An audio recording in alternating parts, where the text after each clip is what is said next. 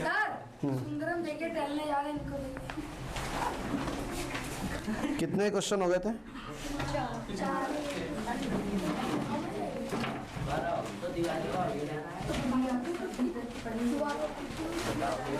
4 हो गए थे 4। अच्छा,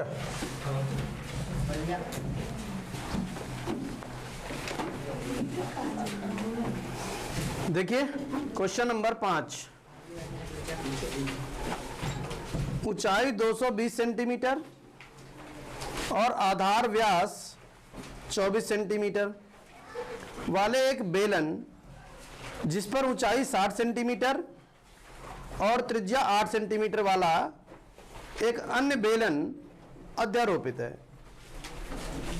से एक लोहे का एक स्तंभ बना है। इस स्तंभ का द्रव्यमान ज्ञात कीजिए जबकि दिया है 1 घन सेंटीमीटर लोहे का द्रव्यमान 8 ग्राम होता है। पाई का मान 3.14। ठीक है, तो सबसे पहले हमें यह पता चल गया कि भैया बेलन हमारे पास 2 हैं, एक नीचे लगा हुआ है, एक उसके ऊपर लगा हुआ है। तो क्वेश्चन नंबर 5 में चित्र बना लेते हैं ना पहले।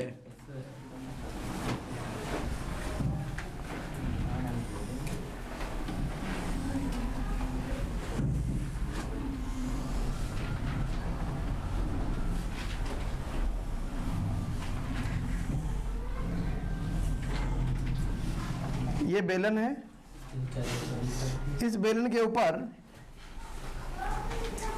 एक बेलन और है।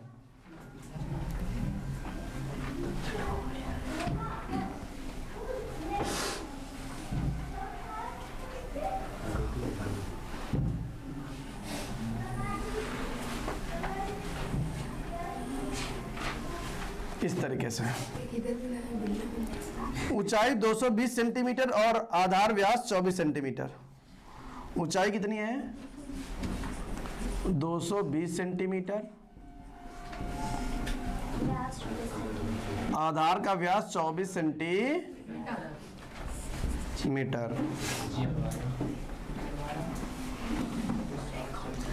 जिस पर ऊंचाई 60 सेंटीमीटर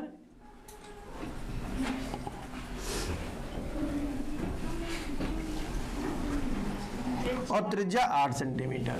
त्रिज्या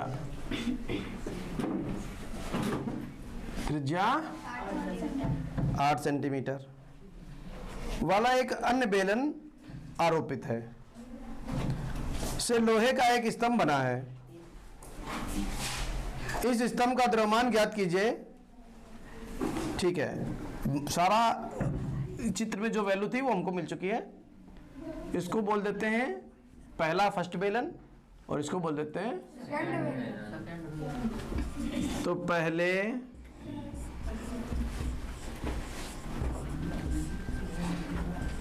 बेलन की ऊंचाई 220 सेंटीमीटर, व्यास 24 सेंटीमीटर, त्रिज्या हो गई 12 सेंटीमीटर। यहाँ तक कोई समस्या है क्या? इसके बाद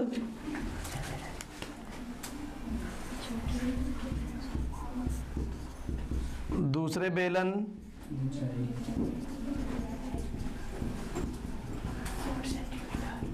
की ऊंचाई है 60 सेंटीमीटर और व्यास नहीं, त्रिज्या ही दिया गया डायरेक्ट 8 सेंटीमीटर।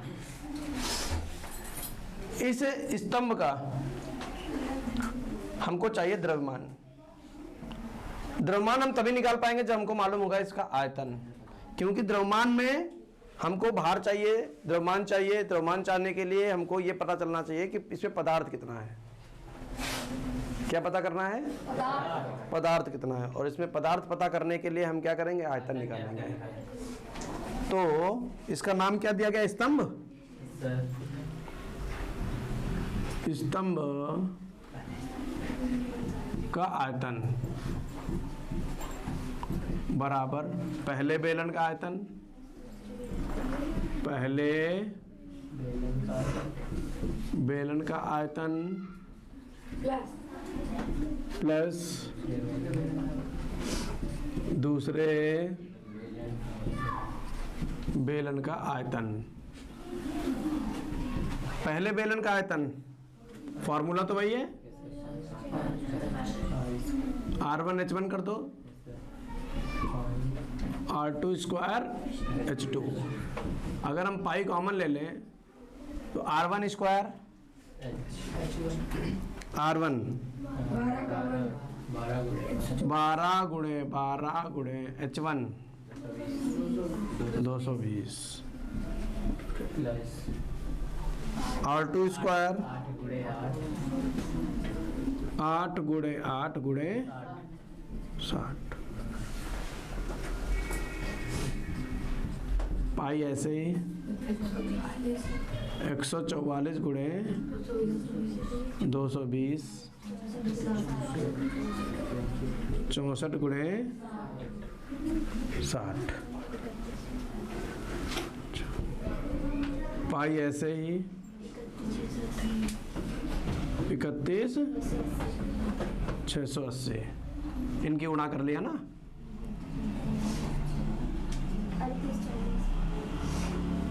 प्लस 38 40 दोनों को ऐड कर देंगे, 0 ये 8 4 12 8 7 15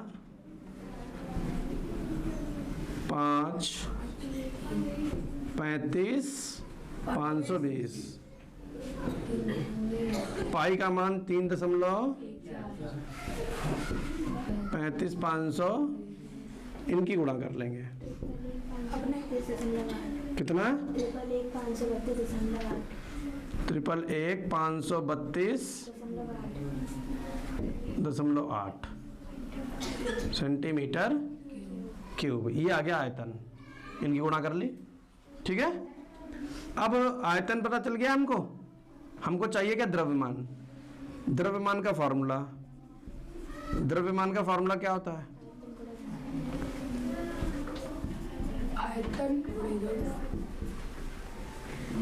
आयतन गुणे घनत्व। तो आयतन कितना है, 532 गुणे घनत्व दे रखा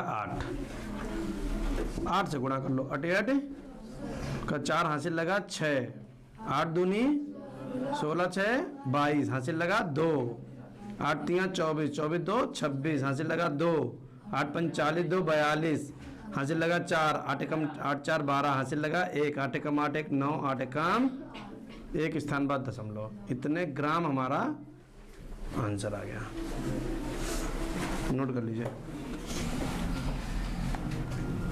क्वेश्चन नंबर 6,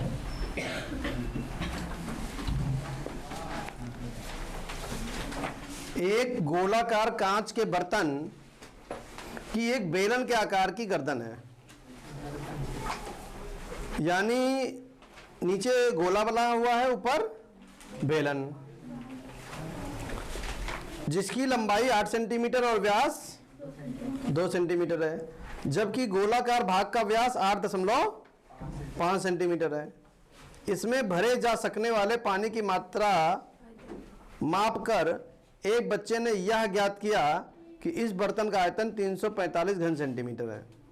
जांच कीजिए कि उस बच्चे का उत्तर सही है या नहीं। यह मानते हुए कि उपरोक्त मापन आंतरिक मापन है और पाई का मान 3.14 है, यानी जो चीज़ वैल्यू दी गई है वो अंदर की दे रखी है। ये बताने की जरूरत इसलिए थी क्योंकि हम लोगों को पानी भी कहाँ भरना है, उसके अंदर भरना है। अब पता लगा कोई बर्तन इतना मोटा है, ठीक है, और उसकी दीवार ये मोटी है, तो पानी तो बाहर से लगेगा बहुत ज़्यादा है, जबकि अंदर पानी कम होगा। बात नहीं समझ पाए? तो बर्तन कि अंदर पानी भरा हुआ तो आंतरिक माप होनी चाहिए, तभी सही निकाल पाओगे। बाहरी माप से आंतरिक माप निकालोगे तो दिक्कत हो जाएगी। या तो बिल्कुल महीन चादर लगी हो तब तो कोई समस्या नहीं है, लेकिन अगर मान लिया ये मोटी चादर लगी हुई है तो दिक्कत हो जाएगी। समझ पाए कि नहीं समझ पाए?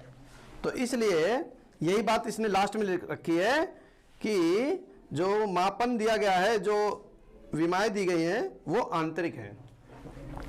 तो हम लोग सबसे पहले आकृति बना लेते हैं, सुराही जैसे बनाए, सुराही जैसे होती है वैसे बना लेते हैं। ले आओ, तुमने लिप दो। अरे ड्राइंग में नहीं बनाया क्या? सब्जेक्ट ड्राइंग नहीं लिए हो? क्या बनाई हो माँ? उसमें तो हर साल आता सुराही बनाइए। नहीं आया मेरे को। हाई स्कूल में तो पहली बार पहुंचे हो ना, इसलिए। वही तो इंक भरी होती अरे ये है सुराही, ये बन गया बोर्ड पे है, देख। ऐसे इंक की अरे इधर देख, इधर ये सुराही, यही सुराही है। नीचे गोल रहेगा, ऊपर वेलन रहेगा। ठीक है, कोई कुम्हार हो उसके यहाँ जाना, दिख जाएगा तुमको। मटकी। अरे मटकी नहीं, भिड़िया। इसकी गर्दन लंबी होती है थोड़ी सी, 8.5 सेंटीमीटर। जब तुमको कहीं ना मिले, त्रिज्या है कि व्यास? व्यास दे रखा है।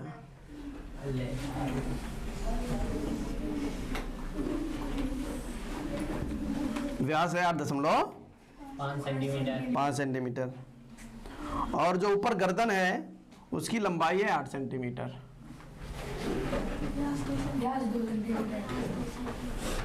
व्यास है 2 सेंटीमीटर। ठीक है, इसमें पानी पूछ रहा कितना भरा जा सकता है, और एक बच्चे ने आंसर निकाला है 345 घन सेंटीमीटर। तो हम अपना उत्तर चेक करेंगे तभी तो पता चलेगा उनका उत्तर सही है या गलत है। तो अपना निकालेंगे। हाँ, सबसे पहले लिखेंगे गोले का व्यास। अच्छा, गोले का व्यास कितना दे रखा है? तो त्रिज्या पता चल जाएगी, 8.5 बटे दशमलव हटाओ 0 17 बटे 4 सेंटीमीटर। बेलन का व्यास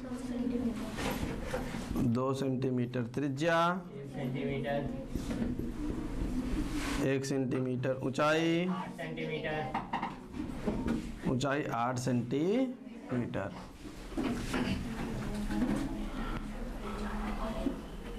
बर्तन में भरे पानी का आयतन बराबर गोले का आयतन, गोले का प्लस बेलन का आयतन, बेलन का आयतन। गोले का आयतन 4/3 पाई आर क्यूब। बेलन का आयतन pi r square, pi common ले लो, 4/3 आर क्यूब। गोले में आर क्यूब आओ, 17/4, 17/4 गुणे 17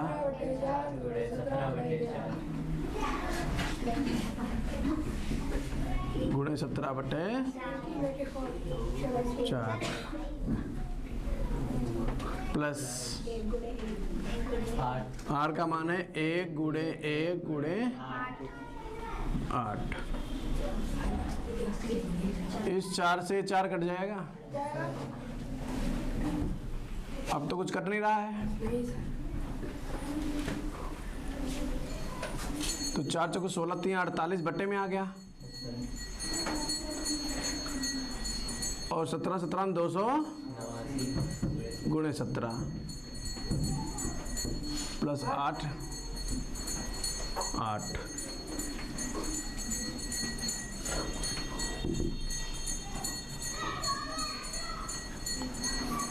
तो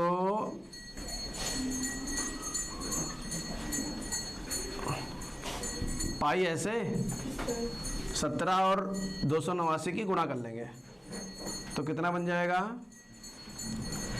17 नेमा 153 हासिल लगा 15 17 अट्ठे हाँ ना बता पाइयो 136 हाँ जो तुम लोग पहाड़ा नहीं आता शर्म करो 151 तो 6 5 11 हासिल लगा 1 3 1 4 1 5 151 बना 151 का कितना लिखोगे? 15 हासिल लगा 15 17 दूनी 34 इनको जोड़ दीजिए 5 4 9 49 कितना आ गया? 49 13 बटे 48 प्लस 8। अब ये जो 49 13 आया है इसको 48 से भाग कर लो 48 से कम 1 न जाने का उतरा 3 48 दूना 96 बचा 17 दशमलव लगा दीजिए 0 बढ़ा दीजिए 3 बार 3 अठे 24 3 चक्कू 12 2 14 10 में से 4 गए 6 में से 4 गए 2 ठीक है तो ये बन गया 0 1 दशमलव और निकाल लो बस तो 3 बन गया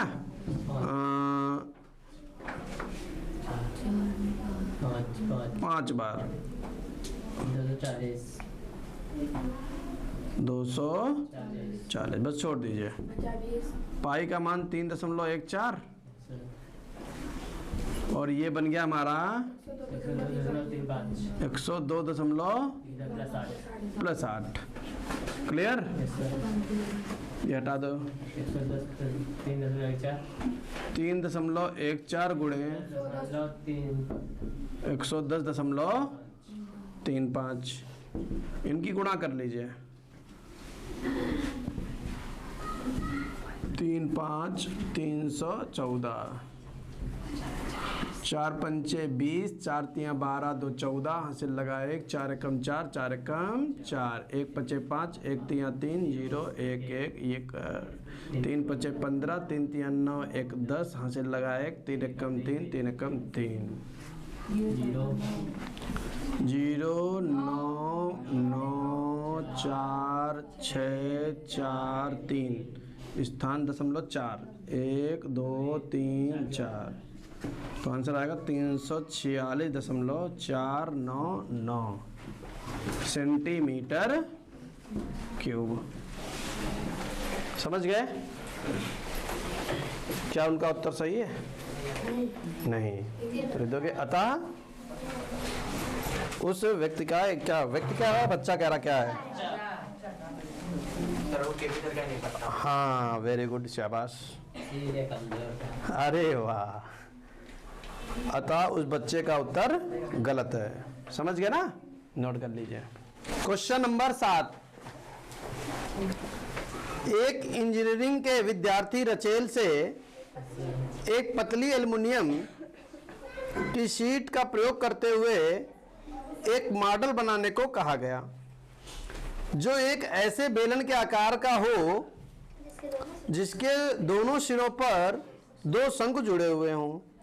इस मॉडल का व्यास 3 सेंटीमीटर और इसकी लंबाई 12 सेंटीमीटर है। यदि प्रत्येक शंकु की ऊंचाई 2 सेंटीमीटर हो तो रचेल द्वारा बनाए गए मॉडल में अंतर्विष्ट हवा का आयतन ज्ञात कीजिए। यह मान लीजिए कि मॉडल की आंतरिक और बाहरी विमाएं लगभग बराबर हैं क्योंकि एल्युमिनियम की शीट काफी पतली है। होती नहीं है, पतली है। होती जितनी मोटी बना लो उतनी बन जाए। तो क्वेश्चन नंबर 7 सबसे पहले हम लोग बना लेते हैं मॉडल। तो ये रहा ये रहा ये रहा ये रहा।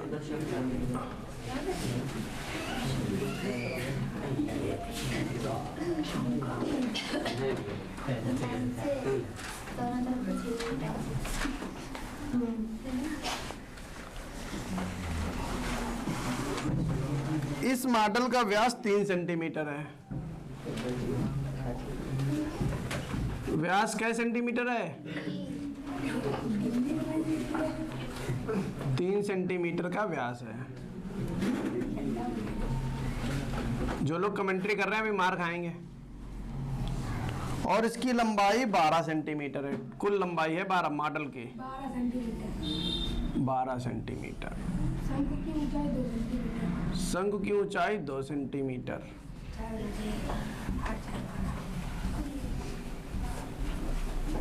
12 2 गए 10 2 गए 8।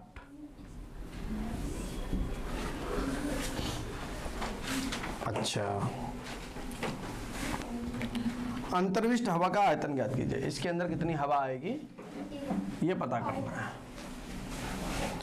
तो पहले सब कुछ लिख लीजिए। बेलनाकार भाग का व्यास, बेलनाकार या ऐसे लिख लो बेलन का व्यास 3 सेंटीमीटर, त्रिज्या, ऊंचाई या लंबाई 8 सेंटीमीटर। शंकु का व्यास हम थे। शंकु का व्यास 3 सेंटीमीटर, त्रिज्या 3/2 सेंटीमीटर, ऊंचाई 2 सेंटीमीटर। यहाँ तक बताओ किसी को कोई समस्या है क्या? कोई समस्या नहीं है? ठीक है। अब कह रहा है इसमें आने वाली हवा का आयतन। तो भरी हवा का आयतन। हाँ? अरे भाई ले भाई, अब ठीक है। भरी हवा का आयतन। तो भरी हवा का आयतन कितना बनेगा? बेलन का आयतन। इस बेलन में जो हवा आएगी प्लस 2 गुणे शंकु का आयतन। बेलन का आयतन pi r square h, pi r square h बटे 3। पाई दोनों जगह पर है, कॉमन ले लीजिए। अगर पाई कॉमन ले लोगे तो यहाँ बचेगा r square h plus 2/3 r square h. Pi ऐसे ही आर का मान देखिए कितना है। बेलन में आर है 3/2, 3/2 गुणे 3/2। ऊंचाई कितनी है? 8। 2/3 3/2 गुणे ऊंचाई है 2। क्लियर है? पाई 2 दूनी 4, 4 दूनी 3 3 9 दूनी 18 प्लस 3 से ये 2 से ये 2 से 2 ये कट गया। सब तो कटेगा। पाई का मान कुछ दिया गया क्या? 22/7। जब नहीं दिया गया है तो 22/7 रख लेंगे। 18 3 21 7 64 सेंटीमीटर। ये आ गया।